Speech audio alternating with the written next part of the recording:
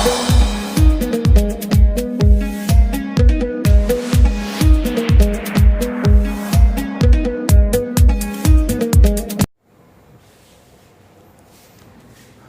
हम 10th, 9th, 11th और 12th से रिलेटेड कुछ बेसिक लेक्चर्स के बारे में हम बात करेंगे और ये मेरे चैनल का पहला वीडियो लेक्चर है और मेरे चैनल का नाम है APT। अगर आप YouTube में अल्फ़ा प्लस ट्यूटोरियल्स APT करके सर्च करेंगे तो आपको ये अवेलेबल होगा।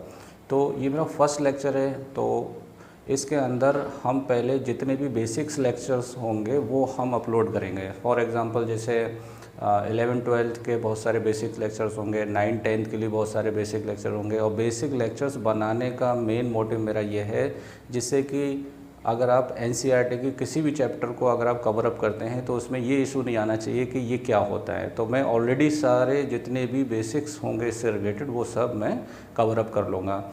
तो अकॉर्डिंगली 9th 10th का एक साथ और 11-12 का एक साथ कवर अप करूँगा। जैसे फॉर एग्जांपल 9-10 के ज्योमेट्री के कुछ बेसिक्स होंगे, 11-12 के लिए जैसे लॉग का बेसिक्स हो गए, तो इस तरीके से हम कवर अप करेंगे। और जैसा कि मैंने आपको बताया मेरे चैनल का नाम है APT और फुल फॉर्म है इसका अल्फ़ा प्लस ट्यूटोरियल्स और मेरा नाम है इजहारुद्दीन और मैं बरेली से बिलोंग करता हूँ। तो let's start with the basic lectures और ये मेरे बेसिक लेक्चर्स में सबसे पहला लेक्चर्स है। तो लेट्स स्टार्ट। आज हम डिस्कस करेंगे 10th क्लास से रिलेटेड जो बेसिक्स हैं 9-10 से।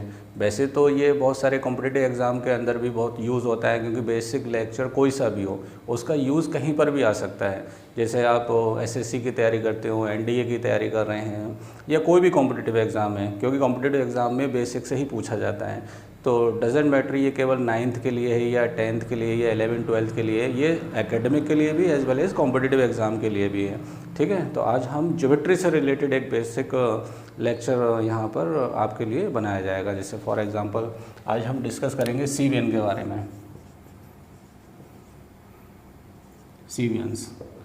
CVNs क्या होती हैं इसके बारे में बात करेंगे। बहुत सारे स्टूडेंट्स को इसके बारे में पता भी नहीं होता है कि CVNs क्या होती हैं, लेकिन इससे रिलेटेड जो अंदर सारे टॉपिक होते हैं उनकी नॉलेज होती है, बट इसी वजह से कन्फ्यूज़न होता है क्योंकि उनको यही नहीं पता है कि CVNs क्या होता है। तो इससे रिलेटेड हम सारी चीज़ें यहाँ पर क्लियर करेंगे। तो मैं आपको पहले टॉपिक्स बता देता हूँ। सबसे पहले हम CVN क्लियर करेंगे, उसके बाद हम मीडियन के ऊपर आएंगे। मीडियन के बाद हम थर्ड टॉपिक करेंगे क्लियर एल्टीट्यूड के बाद हम क्लियर करेंगे एंगल बाइसेक्टर। फिफ्थ वन हम बात करेंगे perpendicular bisector of a line. ये टॉपिक थोड़ा डिफरेंट है बट ये चारों टॉपिक एक दूसरे से इंटरलिंक हैं। तो इतने सारे टॉपिक्स के बारे में हम डिस्कस करेंगे और इनसे रिलेटेड भी बहुत सारे टॉपिक्स आएंगे, वो भी हम कवर अप कर लेंगे। तो सबसे पहले हम बात करेंगे CVNs के ऊपर कि व्हाट इज़ CVNs। तो CVNs जो होती हैं वो लाइन्स होती हैं। CVNs क्या होती हैं? लाइन्स। और इनके बारे में एक मैथमेटिशियन थे जिनका नाम खुद क्या था? CVNs था। इसीलिए इन लाइंस का नाम उन्होंने क्या रख दिया? CVNs रख दिया। तो लाइंस बनाने के लिए हमें क्या चाहिए होते हैं? प्लेन पे 2 पॉइंट चाहिए होते हैं। 2 पॉइंट को मिलाने से क्या बनती है? लाइन या लाइन सेगमेंट।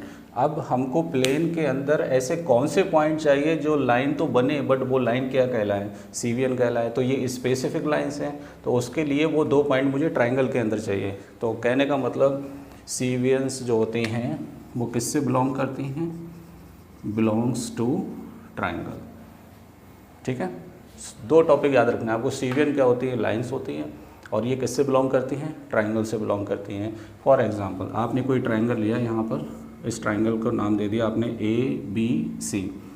ठीक है, अब किसी ट्राइंगल में कितने वर्टेक्स होते हैं? 3 वर्टेक्स। कोई एक वर्टेक्स को आप सेलेक्ट कर लो, तो वो वर्टेक्स जो है लाइन का फर्स्ट पॉइंट हो गया। अब लाइन बनाने के लिए आपको सेकंड पॉइंट सेलेक्ट करना है, तो सेकंड पॉइंट जो आपने वर्टेक्स सेलेक्ट किया है उसके अपोजिट साइड पर आप कोई सा भी पॉइंट ले सकते हैं। मैंने मान लिया D पॉइंट ले लिया मैंने, तो यहाँ पर AD क्या कहलाएगा? CVN कहलाएगा। तो क्वेश्चन उठता है कि सर यहाँ पे भी तो बहुत सारे पॉइंट है, ये भी ले सकते हैं, क्योंकि किसी लाइन पे कितने पॉइंट होते हैं? इनफाइनाइट होते हैं। तो आप वर्टेक्स से इतने सारे पॉइंट को आप मिला सकते हैं। तो ये जितनी भी लाइंस यहाँ पे ड्रॉ हो रही हैं ये सभी क्या कहलाएंगी? CVNs कहलाएंगे। क्लियर। अब ये तो मैंने एक वर्टेक्स से बात करी, अगर मैं सेकंड वर्टेक्स ले लूँ फॉर एग्जांपल बी वाला, तो यहाँ से भी कितनी CVN बन सकती हैं, इनफाइनाइट। इधर से भी कितनी बन सकती हैं, इनफाइनाइट। तो एक नंबर में अगर क्वेश्चन बने कि how many CVNs are possible in a triangle, तो आप आंसर क्या लिखेंगे, इनफाइनाइट।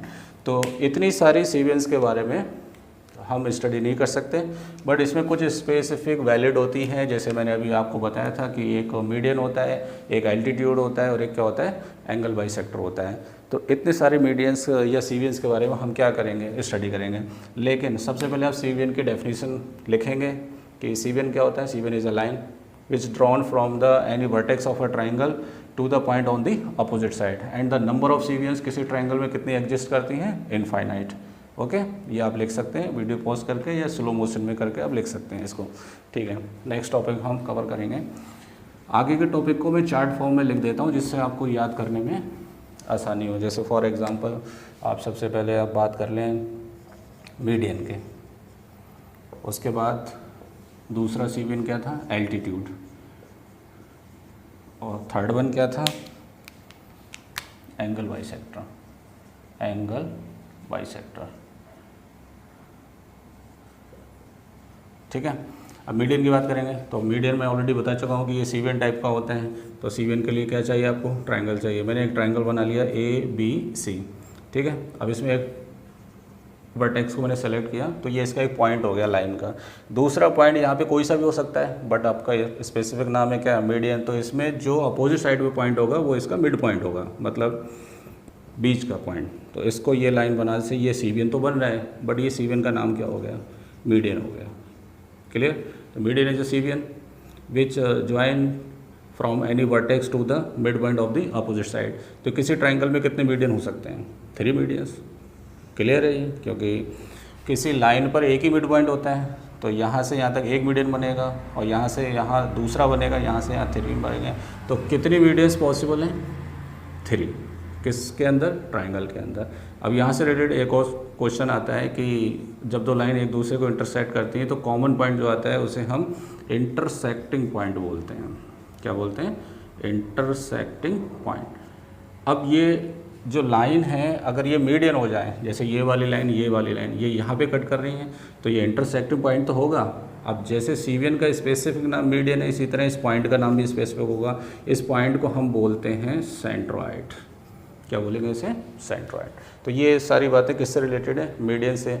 अब ज़्यादा डीप में जाएंगे तो उसमें आपको ये भी पता चलेगा कि 2 मीडियन एक दूसरे को 2:1 के रेशियो में क्या करती हैं, डिवाइड करती हैं, वो भी वर्टेक्स है। मतलब ये 2 तो ये कितना 1। फॉर एग्जांपल ये 20 है तो इसकी लेंथ कितनी हो गई, 10 हो गई, क्योंकि तभी तो रेशियो आएगा 20/10। 0 से 0 कैंसिल हो गया, 2:1 का रेशियो, मतलब ये डबल होगा तो ये इसका हाफ होगा। तो ये सारी बातें किससे रिलेटेड हो गई, मीडियन से। तो हम कह सकते हैं कि every median is a CVN, but every CVN may not be median. तो ये इसके बारे में मीडियन का क्लियर हो गया। अब हम बात करते हैं एल्टीट्यूड के बारे में। तो जिस तरह से हमने मीडियन को डिस्कस करा, इसी तरह एल्टीट्यूड के। मैंने एक ट्राइंगल ले लिया, जिस ट्राइंगल का नाम आप कुछ भी दे दो, PQR। ठीक है, अब इसमें कोई वर्टेक्स सेलेक्ट कर लो। तो जनरली हम ऊपर वाले वर्टेक्स सेलेक्ट करते हैं, बट आप फ्री हैं, कोई सा भी सेलेक्ट कर सकते हैं। ठीक है, अब इसमें आपको एल्टीट्यूड बताना है, तो आप बहुत सारी CVN बना सकते हैं, बट आपको इस तरह की एक CVN लेनी है जो अपोजिट साइड को जब आप मिलाएं, उस पॉइंट को मिलाएं अपोजिट साइड पर, तो वो बेस के साथ कितना एंगल बनाना चाहिए, 90 डिग्री। तब ये जो PS है, ये इस पे QR पे क्या कहलाएगा, परपेंडिकुलर। इसे शॉर्ट में क्या लिखते हैं, PS is perpendicular to QR। ठीक है, इस तरह से आप इधर भी परपेंडिकुलर डाल सकते हैं, इस तरह से इधर भी डाल सकते हैं। तो हाउ मेनी परपेंडिकुलर, 3 एल्टीट्यूड्स। कितने एल्टीट्यूड बना सकते हैं हम, 3 एल्टीट्यूड। तो जिस तरह से 2 लाइन एक दूसरे को इंटरसेक्ट करती हैं तो वो इंटरसेक्टिंग पॉइंट कहलाता है। इसी तरह यहाँ पर एल्टीट्यूड की बात चल रही है, जब 2 एल्टीट्यूड एक दूसरे को इंटरसेक्ट करते हैं तो उस पॉइंट को हम बोलते हैं ऑर्थो सेंटर। क्या बोलेंगे उसे, ऑर्थो सेंटर। ये ऑर्थो सेंटर, ये कौन है, सेंट्रॉइड है। तो ऑर्थो सेंटर जो होता है वो इंटरसेक्टिंग पॉइंट ऑफ क्या होता है, एल्टीट्यूड होता है। अब हम डिस्कस करेंगे एंगल बाइसेक्टर के बारे में। तो एंगल बाइसेक्टर क्या होता है, इसमें आप ट्राइंगल ले लो, इस ट्राइंगल के अंदर आप इसका पहले इसका नाम दे दो ABC। तो पहले हम वर्टेक्स वगैरह सेलेक्ट करते थे लाइन बनाने के लिए। अब लाइन बनाने के लिए वर्टेक्स नहीं, हम एंगल सेलेक्ट करेंगे। तो मैंने ये वाला एंगल सेलेक्ट करा। इसको जब आप बाइसेक्ट करेंगे एंगल को, तो ये किसी न किसी पॉइंट पे मिलेगा। वो मैंने मान लिया डी। अब ये पॉइंट कहीं पर भी मिल सकता है, परपेंडिकुलर भी हो सकता है, यहाँ पे भी हो सकता है, बट आप कंस्ट्रक्शन जब पढ़ेंगे तो आपको पता चलेगा कि कहाँ पे ये जो लाइन मिल रही है मिड पे मिल सकती है या 90 डिग्री हो सकती है। फिलहाल अभी ये कंफर्म नहीं है कि ये कहाँ पर मिल रहा है, बट ये कंफर्म है कि इसका क्या है, बाइसेक्टर है। तो इसी तरह इसका भी बाइसेक्टर कर सकते हैं, इसी तरह इसका भी बाइसेक्टर कर सकते हैं। तो 3 एंगल होते हैं तो तीनों के बाइसेक्टर होंगे। तो इस तरह से आपको कितने बाइसेक्टर मिलेंगे, 3 बाइसेक्टर।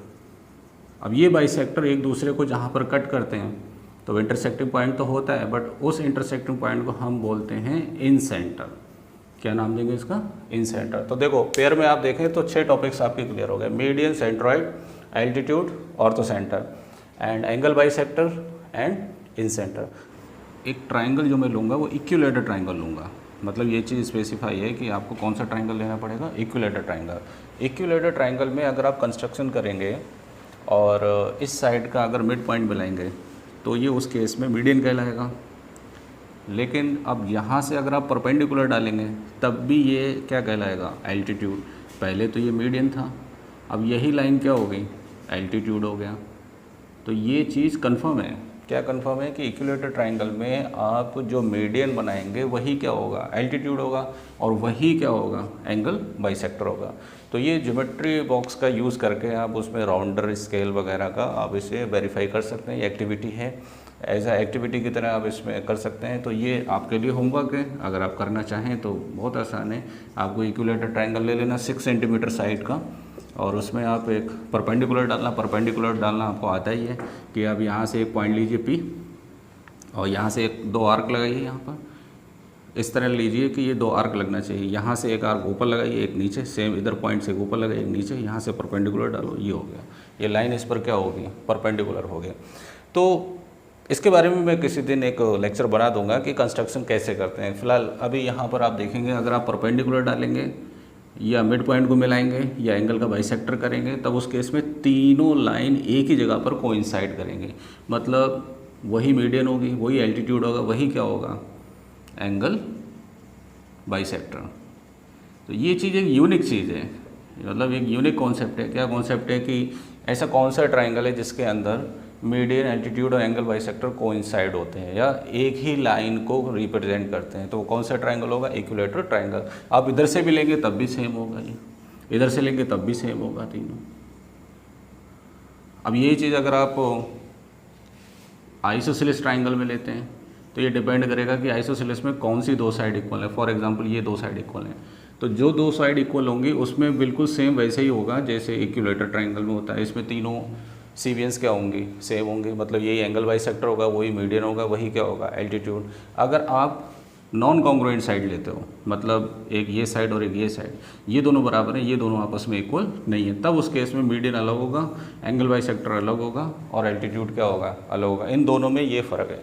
मतलब कोई भी 2 कॉन्ग्रुएंट साइड के बीच में आप इस तरह से बोल सकते हैं, कोई भी 2 कॉन्ग्रुएंट साइड के बीच का जो वर्टेक्स होता है वहाँ से अगर आप कोई भी मीडियन, एल्टीट्यूड या बाइसेक्टर बनाएंगे तो वो एक दूसरे पे क्या करेगा, कोइंसाइड करेगा।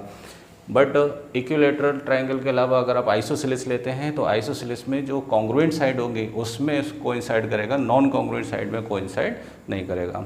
आप वीडियो पॉज करके ये नोट कर सकते हैं। फिलहाल ये कॉन्सेप्ट है तो इसमें कुछ लिखाने जैसा कुछ नहीं है, आपको जो अच्छा लगे वो आप लिख सकते हैं। बट जब हम NCERT स्टार्ट करेंगे एक सिस्टमेटिक वे में, तो उसमें कॉन्सेप्ट जो लिखाने का होगा वो आप लिख सकते हैं, और एक्सरसाइज वाइज जो है एग्जाम्पल विद एग्जाम्पल सभी चीज़ें आपको नोट डाउन करना पड़ेंगे। ठीक है, इट्स ओके। नेक्स्ट हम टॉपिक कवर करते हैं,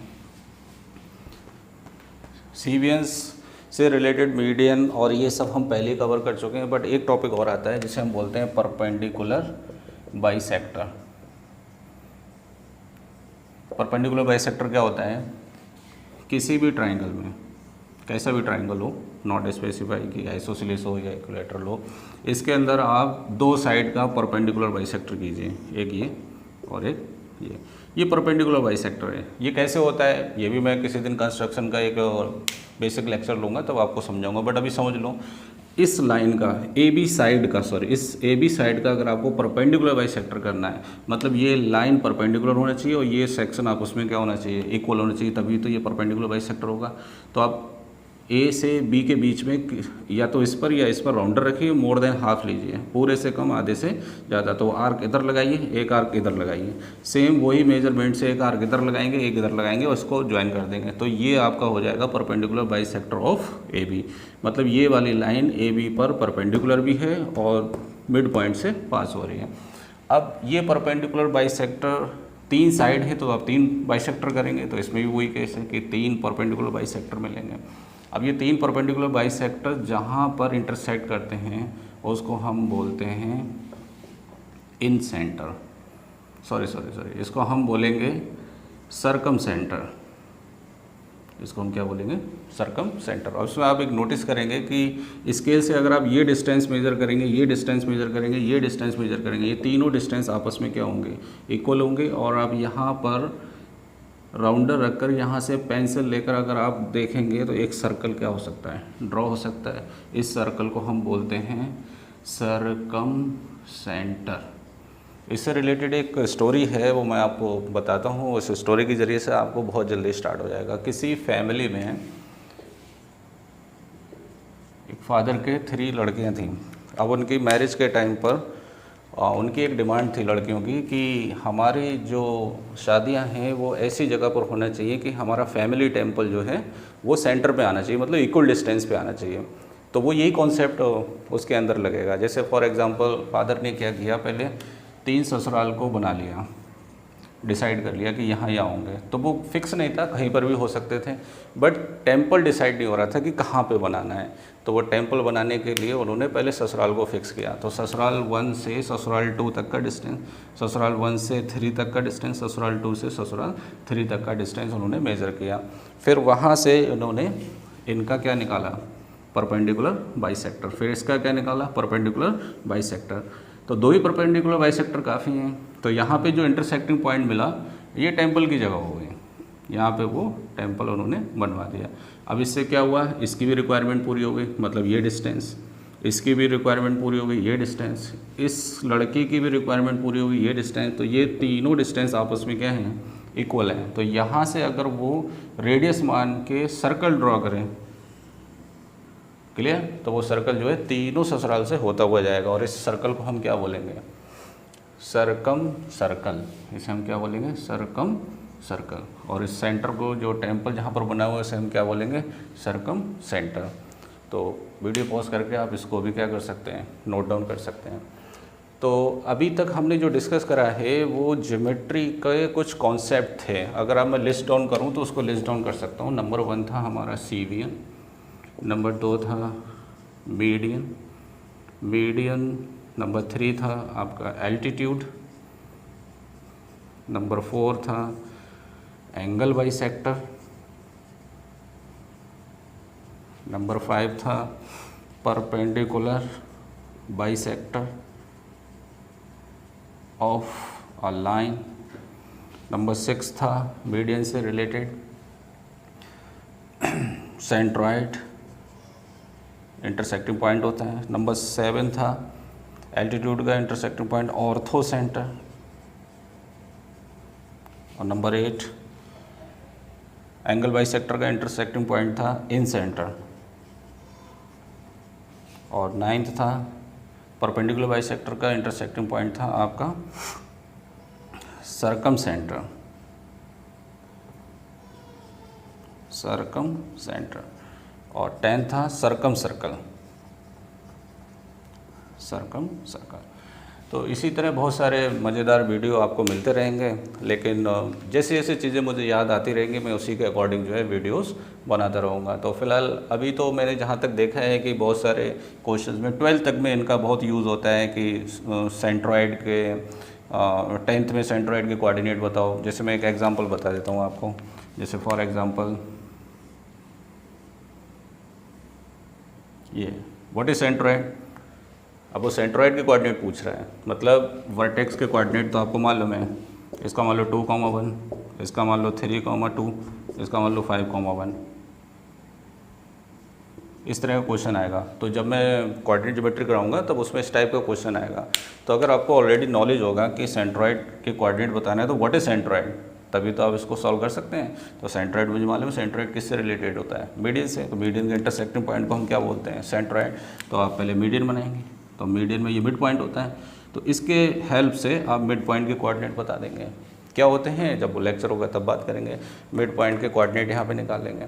और हमें मालूम है कि जब दो मीडियन एक दूसरे को कट करती हैं तो उनका रेशियो कितना होता है? 2:1 का। तो यहाँ से हम सेक्शन फार्मूला लगाकर इसके कोऑर्डिनेट बता देंगे। तो इस तरह से बहुत एप्लीकेबल चीज़ें आएंगी और ये तभी इजी होंगी जब आप इस पर पूरे तरह से फोकस्ड होंगे।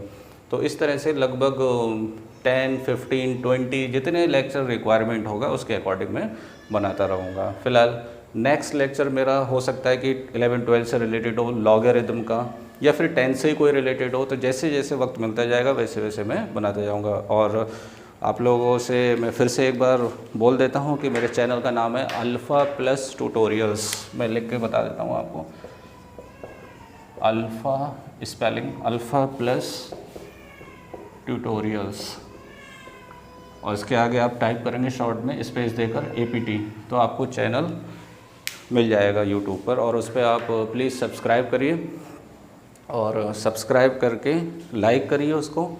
और मेरा मोबाइल नंबर है 7017940163। किसी को अगर ऑनलाइन या कॉल पे कुछ चीज़ डिस्कस करना है या कुछ भी डाउट्स वगैरह हैं तो मेरा ये नंबर है। व्हाट्सअप नंबर भी है, बेटर होगा कि आप व्हाट्सअप पे मुझसे कांटेक्ट कर सकते हैं। तो फ़िलहाल आज के लिए इतना ही काफ़ी, मिलते हैं नेक्स्ट लेक्चर में। Thank you.